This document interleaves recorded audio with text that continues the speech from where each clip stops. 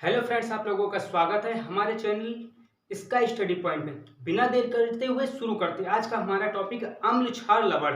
तो ये हमारा बीटीसी सेकंड सेमेस्टर का एक चैप्टर है, हम उसी पे बात करने जा रहे हैं। तो चैप्टर का नाम क्या है? अम्ल क्षार लवण। तो हम पहले अम्ल की बात करते हैं। किसकी बात करेंगे? अम्ल की। तो अम्ल होते क्या हैं? तो देखिए, एक साधारण बोलचाल की भाषा में कहा जाए, वे पदार्थ जो स्वाद में खट्टे होते हैं अम्ल कहलाते हैं। लेकिन अगर एक साइंटिफिक परिभाषा यानी एक वैज्ञानिक परिभाषा दी जाए तो ऐसे पदार्थ जो H+ आयन में वियोजित हो जाते हैं उन्हें अम्ल कहते हैं। यानी H+ आयन देने वाले पदार्थों को अम्ल कहते हैं। यानी इनको जल में घोला जाए तो ये H+ आयन देंगे, अम्ल कहलाएंगे।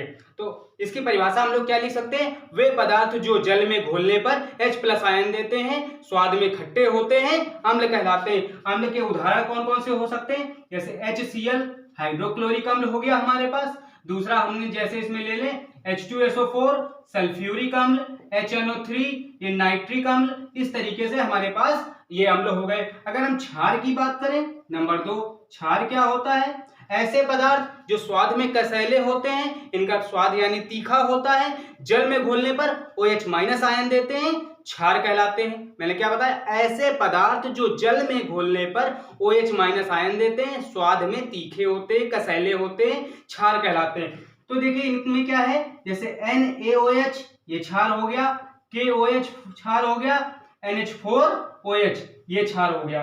तो अम्ल क्षार की परिभाषा में आप लोगों को हमारे हिसाब से कोई भी समस्या नहीं होगी। इसके बाद हमने इसमें एक हेडिंग और पढ़ी है जो पाठ के नाम की ही है, लवण। तो लवण क्या होते हैं? तो अम्ल एवं क्षार की आपस में क्रिया कराने से लवण तथा जल प्राप्त होता है। इस अभिक्रिया को उदासीनीकरण अभिक्रिया कहते हैं। मैंने क्या बताया? जब अम्ल और क्षार की आपस में क्रिया करा दी जाएगी तो हमें लवण तथा जल प्राप्त होगा। इस अभिक्रिया को उदासीनीकरण अभिक्रिया कहते हैं। तो देखिए, हम एक अभिक्रिया लिखते हैं। एक यार देख लीजिए, यहां से हमने अम्ल ले लिया और यहां से एक क्षार लेते हैं, इनकी आपस में क्रिया कराते हैं। तो हमने जैसे NaOH क्षार लिया प्लस HCl अम्ल ले लिया। इसकी जब रिएक्शन कराएंगे तो क्या बन जाएगा? NaCl plus H2O। NaCl क्या है? NaCl नमक है। ठीक, NaCl क्या है? नमक, यानी इसको सॉल्ट और लवण भी कहते हैं। ठीक है, और ये क्या है? जल है। तो मैंने क्या बताया? जब अम्ल एवं क्षार की आपस में क्रिया कराते हैं लवण तथा जल प्राप्त होता है, और इस अभिक्रिया को उदासीनीकरण अभिक्रिया कहते हैं। फिर इसी पाठ में एक टॉपिक आता है जिसका नाम क्या है? सूचक। सूचक क्या होते हैं? वे पदार्थ जो किसी भी अभिक्रिया के पूर्ण होने की जानकारी देते हैं, सूचक कहलाते हैं। अंग्रेजी में इंडिकेटर कहते हैं। इंडिकेट करना यानी जानकारी देना।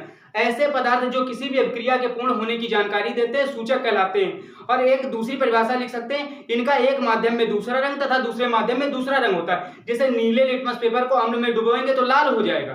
तो ये क्या है? सूचक है। जैसे हमारे पास हल्दी, गुड़हल और ये सब क्या है? ये सब भी एक सूचक के ही उदाहरण है। इसके बाद अगला टॉपिक क्या आता है? अम्ल की क्षारकता। तो अम्ल की क्षारकता के लिए एक सूत्र का प्रयोग करते हैं। क्या प्रयोग करते हैं? तो मैं यहां लिख दे रहा हूं, जैसे अम्ल की क्षारकता। तो क्या होती है अम्ल की क्षारकता? अम्ल का अणुभार बटे अम्ल का तुल्यांकी भार। अम्ल का तुल्यांकी भार। तो हम इससे क्या निकाल सकते हैं? अम्ल की क्षारकता। अगर क्षार की क्षारकता कहेगा तो फिर इसी का उल्टा कर दो, क्षार की क्षारकता। तो यहां पर ध्यान दीजिएगा, अम्ल है तो यहां क्या कर देंगे? क्षार का अणु भार बटे अम्ल का या फिर क्षार का तुल्यांकी भार हो जाएगा। क्या हो जाएगा?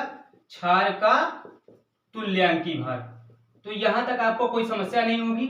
मैंने अम्ल की परिभाषा बताई, क्षार की बताई, लवण की बताई, उदासीनीकरण अभिक्रिया बताई और अम्ल की क्षारकता और क्षार की क्षारकता बता दी। इसके बाद कुछ टॉपिक और भी आते हैं। जैसे अम्ल क्या होते हैं? अम्ल अगर किसी भी धातु से क्रिया करेंगे तो क्या बनाएंगे? जब अम्ल किसी भी धातु से क्रिया करेगा तो हमेशा हाइड्रोजन गैस मुक्त करेगा। ध्यान रखिएगा, पेपर में कभी भी आता है तो अम्ल की अगर किसी धातु के साथ अभिक्रिया हो रही है तो वो हमेशा क्या करेगा? वो हमेशा जो है धातु का तो ऑक्साइड बना देगा, बना सकता है, नहीं भी बना सकता है, लेकिन हाइड्रोजन गैस जरूर मुक्त करेगा।